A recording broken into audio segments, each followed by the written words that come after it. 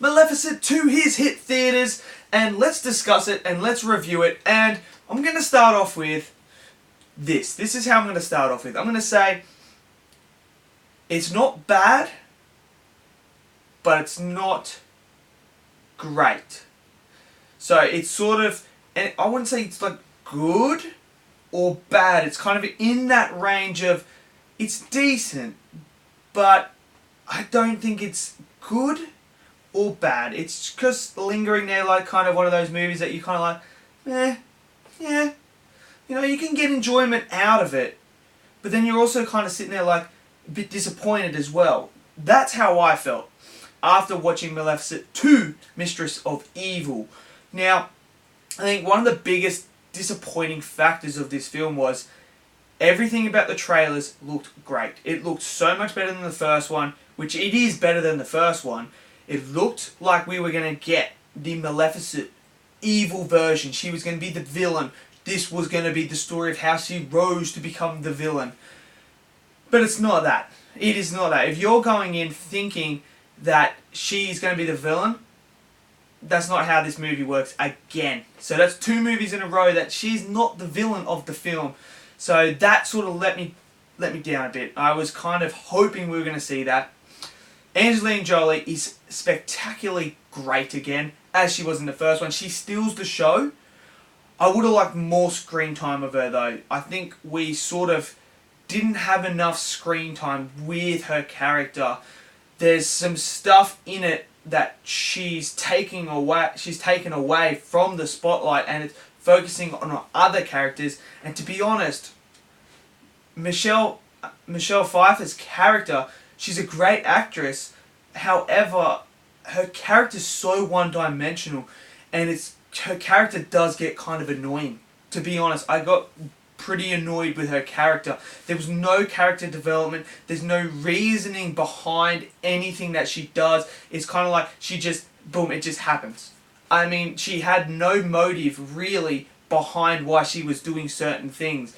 And that to me was a problem. I was kind of like, well, so she's just like that for no reason. Like, what is the motive? What happened to her in her past life that turned her to do these things? What happened? And they sort of explain it, but they don't really dive into it. And I'm kind of like, well, so there's no character development for her. There's no nothing. And unfortunately, you have Michelle Pfeiffer in your movie. You gotta give her good material, because she will steal the show. And unfortunately, we got a one-dimensional character. Now, we go into that. I think this movie needed to be about 10 to 20 minutes longer, in my opinion. I think there was some story threads that didn't get solved. There's things that I thought you could have gone in and given more explanation and really, you know, flush things out. I don't think they were flushed out. Her own kind, I think that could have been flushed out a lot more. It's kind of not. Yeah, so you've got the main actor. I'm gonna butcher his name if I say it, but you've got him. He's such a talent. He does the voice for Scar. He's in a lot of things, and he's in the Doctor Strange movie as well as Mordo. And you've got such a talented character, and I think his character could have been in this movie a lot more, and it would have elevated this movie. So that for me was just, I was a bit let down by that as well. I think the action is quite good. There is quite good action in this film.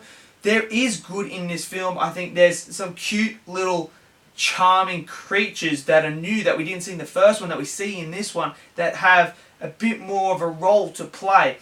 I think the guy that is the Raven, who turns from the bird to the human, he has a bit bigger of a role to play in this film as well. And the only other disappointing was we didn't get that interaction of Maleficent and him back and forth again. We got little snippets here and there, but I would have liked to see more bouncing off as we saw in the first one, because I think they had great chemistry and it was just a joy to watch.